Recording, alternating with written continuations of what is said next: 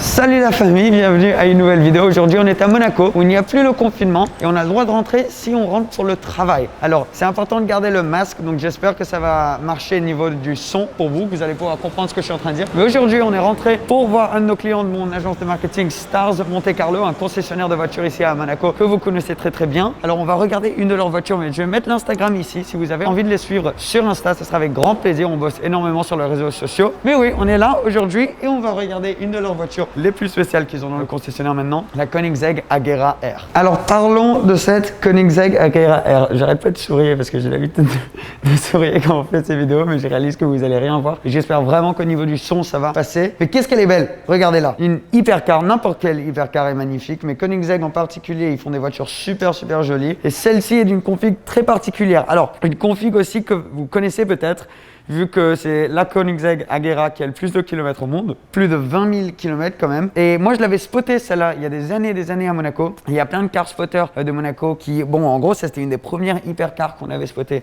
Donc vraiment une voiture spéciale. Celle-là date de 2012 et c'est une voiture magnifique. Donc comme j'ai dit, la config est particulière. C'est un beige un peu crème métallisé. Et quand tu t'approches et que tu la vois sous la lumière, c'est vraiment spécial. Là, bien sûr, on fait ce qu'on peut la famille au niveau des vidéos. C'est le confinement, c'est très difficile niveau contenu. Mais là, il y avait une voiture tellement spécial et comme on était venu ici justement pour faire des réunions, je me suis dit que la famille, fallait que vous voyiez cette voiture. Elle est vraiment très spéciale. On avait fait un live en fait sur l'Instagram de Stars Monte Carlo où on parlait de cette voiture aussi en français. Donc justement, si vous avez envie de revoir et avoir plus d'infos sur la voiture, ça sera sur le compte de Stars Monte Carlo. Mais voilà, donc on a le crème métallisé et ensuite, ce qui rend la voiture encore plus spéciale, c'est ce carbone glossé violet foncé. Donc c'est une config très particulière. Il y a aussi du carbone normal noir, genre là mat dans les phares avant et à l'intérieur de la voiture. Mais en général, tout le carbone que tu vas avoir à l'extérieur est violet glossé. Super sympa et tu as même des tailles un peu de carbone différentes. Donc là, tu as vu, c'est du carbone tout petit, tout fin. Et après, quand tu arrives vers le haut de la voiture, c'est un peu plus gros. Et c'est vraiment cool la manière qu'ils ont pu un peu inclure le carbone de partout. Genre même des détails comme ici, je sais pas si tu vas pouvoir venir vite fait pour le voir. Mais tu as vu, c'est crème et après, boum, ça devient violet. Carbone violet ici. Et même là, au niveau des bandes avant, tout ça, c'est fini en carbone aussi. C'est pas juste de la peinture, c'est du carbone exposé. Donc, bien sûr, une voiture avec énormément de puissance,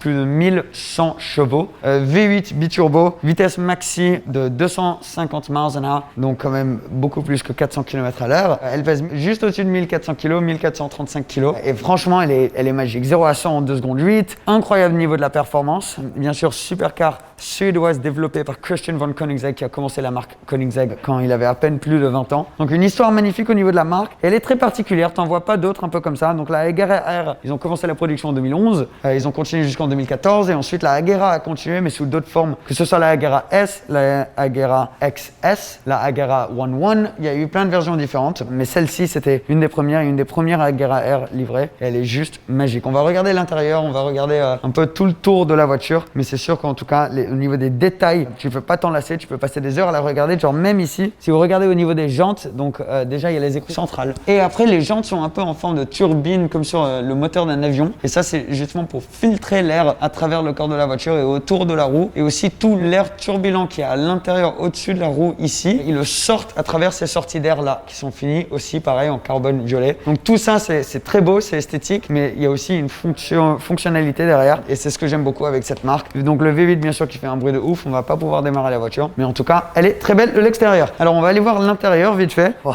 moi ça me fait juste plaisir de pas être à la maison, de voir des voitures comme ça. Donc énorme merci à Stars bien sûr. Mais on va faire le tour, comme tu peux voir il y a énormément de voitures. On va peut-être, si vous aimez ce genre de vidéo, on va faire un peu des tours d'autres voitures parce que bon, c'est même pas la voiture la plus chère qui est ici. Il y a d'autres voitures là qui sont encore plus chères donc il y a vraiment du très lourd. Mais on va faire le tour vers là-bas et regarder un peu l'intérieur. D'abord je vais vous montrer la porte par contre. Alors pourquoi est-ce que je vais vous montrer la porte? C'est parce que c'est une porte très particulière. Quand tu l'ouvres, déjà elle se lève, un peu comme sur les Lambo ou les choses comme ça, mais après aussi surtout elle sort. Alors là, ça arrive juste pile poil pour que ça ne touche pas le mur. Mais c'est un design très particulier et tu as vu quand même la taille de la porte. Et quand tu viens ici, tu peux surtout aussi voir le carbone glossé noir en contraste avec le carbone glossé violet. Donc là, tu peux vraiment voir la couleur, la différence de couleur parce qu'au loin, on dirait que c'est peut-être du carbone normal, mais là, tu peux vraiment voir à quel point le carbone est coloré. C'est très beau. Là, tu as des énormes seuils de porte que tu dois dépasser assez pour pouvoir rentrer dans la voiture. Je vais faire le tour et je vais passer du côté du conducteur. Comme ça, on va pouvoir regarder l'intérieur, ce que font tous les boutons, vous donner un petit tour. Ouah. Alors là, comme c'est un peu serré, c'est pas très facile de rentrer. Et surtout, tu as les harnais, donc les bas du harnais qui sont ici. Donc justement, tu peux avoir l'option d'avoir un harnais complet, tu vois, de course. Alors derrière, il y a les accroches juste derrière là, mais ils ont enlevé ceux du haut. Ils les ont aussi là dans le garage, donc si vous les voulez, parce que la voiture est à vendre. Donc je sais pas si tu es en train de regarder ça et tu cherchais une Koenigsegg, bah la voici. Super belle à l'intérieur, donc ça continue ce thème crème violet. Donc c'est un mix de carbone, de cuir et d'alcantara à l'intérieur ici. Alors beaucoup plus de cuir que d'autres choses. Le cuir en crème avec les surpiqûres violets, les détails violets là au niveau des sièges par exemple. Et après quand tu descends, ça s'inverse. Donc ça devient du cuir violet avec des surpiqûres crème. C'est vraiment particulier, moi je kiffe, je trouve ça super beau. Quand quelqu'un t'en parlerait, il dirait ouais je fais une Koenigsegg en crème avec carbone violet, intérieur crème violet, tu te dirais attends oula, qu'est-ce que t'es en train de nous faire là? Mais en fait c'est super sympa. En haut tu peux aussi voir là bien les surpiqûres finis en violet, alors tout fini en cuir aussi. Et ce toit, si tu te demandais ce que c'est tous ces petits boutons limite on dirait là, c'est pour enlever le toit. Donc le toit tu peux l'enlever, c'est un toit dur que tu peux enlever pour rouler la voiture en décapotable. Alors faut dévisser ici aux 3 points là et il y en a 2 derrière. Un là et un autre là et tu peux dévisser le toit et l'enlever, comme ça tu es complètement aéré. Et c'est sympa parce qu'en fait quand tu fermes la porte c'est quand même assez, enfin c'est pas serré mais tu as l'impression d'être dans un jet limite parce que tu es tellement bas dans la voiture, la vitre est assez petite, la vue que tu as derrière toi est incroyable parce que tu as cet aileron que tu peux voir derrière et le pare-brise avant est tellement loin devant toi et petit limite, on dirait que tu regardes à travers vraiment un cockpit. Et tu as justement un essuie-glace central et ça fait très voiture de course, c'est comme sur les voitures de Le Mans. Donc en fait on dirait quand tu es de l'extérieur de la voiture que ça serait assez troublant quand tu conduis, mais quand tu es dedans en vrai tu remarques pas du tout. C'est juste un essuie-glace qui fait tout le truc, c'est franchement assez cool. Et une fois que tu enlèves ce toit, tu peux le mettre en fait à l'avant,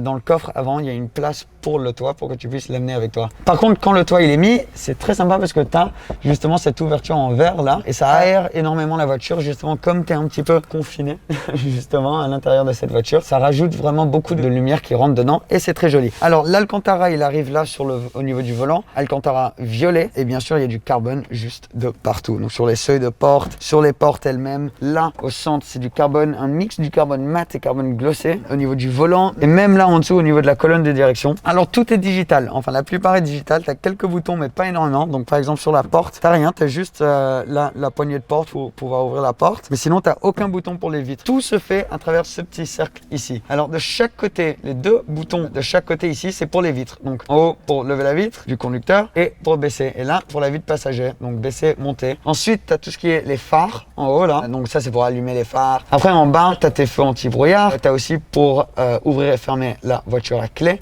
et tu as ton lift pour l'avant parce que bien sûr la voiture a besoin d'un lift avec du carbone violet à l'avant et bien sûr ton start-stop. Ici, c'est juste pour la clim. Donc, tu peux mettre en auto ou en mode manuel. Et là, c'est ta température et ta vitesse, ta puissance de clim. Et en bas, tu as tes warnings, tes lumières d'urgence. Un petit endroit pour mettre un verre. Et après, c'est tout. Le reste se fait à travers cet écran-là, qui est un écran tactile. Tu contrôles tout ce qui est radio, etc. C'est tout fait à travers ça. Et après, le tableau de bord, lui aussi, est digital. Donc, au centre, tu as tes tours minutes et ta vitesse. Et en bas, tu as 2 autres petits écrans qui, eux, pour le coup, te donnent tous tes warnings, tes infos sur le nombre de kilomètres que tu as fait, etc. Tout ça, c'est là. Tu as aussi 8 boutons au niveau du volant. Alors, ces boutons n'ont rien dessus parce que toi, justement, tu peux les programmer pour ce que tu veux. Donc, limite, si tu as envie de tout mettre comme les vitres ou quoi, tu peux tout mettre ici sur le volant. Donc, ça, c'est très cool. Tout est vraiment contrôlé à travers les palettes sur cette voiture. Comme tu peux voir, il n'y a pas de bouton, il n'y a rien au centre de la voiture. Donc, ouais, franchement, je trouve que ils ont vraiment bien réussi. C'est très beau. C'est une voiture quand même qui a 8 ans maintenant, mais ça se sent pas trop à l'intérieur. C'est tout très moderne encore. Ça n'a pas pris trop de coups d'âge comme l'intérieur il y a quelques Pagani ou même Bugatti et tout qui ont pris un coup d'âge. Je sens que là c'est pas mal. Bon, bien sûr, toutes les hypercars à ce niveau sont magnifiques à l'intérieur. Pour voir à l'arrière, alors tu as une petite vitre, tu peux voir un petit quelque chose, mais c'est plus juste pour faire un geste qu'autre chose. Ici, c'est où tu contrôles tes lumières, tu vois, si la porte est ouverte ou pas. Et cette sensation de qualité, je sais pas si vous pouvez l'entendre. Et là aussi, tu as un coupe-circuit. Donc ouais, très joli. Et tu as une petite plaquette aussi qui dit qu'elle a été construite pour le premier client. Donc voilà, je vais demander maintenant pour voir si on peut ouvrir le moteur derrière pour pouvoir regarder cet énorme V8 biturbo. Mais par contre, c'est pas très facile de sortir de cette voiture vu que le seuil de porte est tellement large. Alors ces portes, faut s'y habituer un peu. Mais c'est un design très particulier, très sympa. Allez, on va essayer de voir si on peut voir ce moteur. Ok, regarde-moi ça. Tu soulèves, c'est un énorme truc de carbone. Alors tu le soulèves là et boum.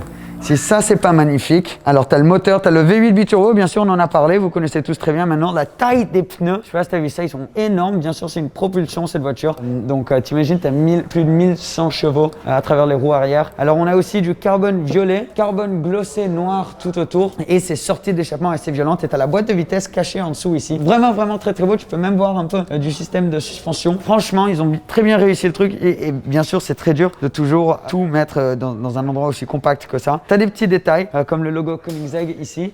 Et surtout aussi ce petit fantôme ici, le logo de fantôme. Alors ça en gros c'est parce que, je sais pas trop comment tu dis, mais en gros une équipe de mecs qui avaient des jets de guerre pour l'armée suédoise. En gros l'immeuble était à eux avant que Koenigsegg arrive et leur logo justement était ce fantôme. Donc en hommage envers les gens qui étaient dans l'usine avant eux, ils mettent maintenant ce petit fantôme sur chaque voiture qu'ils produisent. Alors là, on peut voir un énorme aileron qui est actif, qui peut changer de position. Et bien sûr, énormément de carbone violet, même des petits détails finis en crème là derrière. Très très beau. Et même quand c'est fermé ici, tu peux quand même voir les détails de la suspension et aussi un petit peu de carbone. Mais c'est sûr que quand tu l'ouvres, c'est encore plus impressionnant. Voilà quoi. Bon, il y a beaucoup d'autres voitures, comme on a dit, dans le concessionnaire. Merci énormément à Stars de nous laisser filmer ici. Super, super belle. Pour moi, c'est très spécial de voir cette voiture. J'avais attendu en dehors d'une boîte de nuit jusqu'à 5h du match, une fois juste pour avoir un clip du démarrage de cette voiture.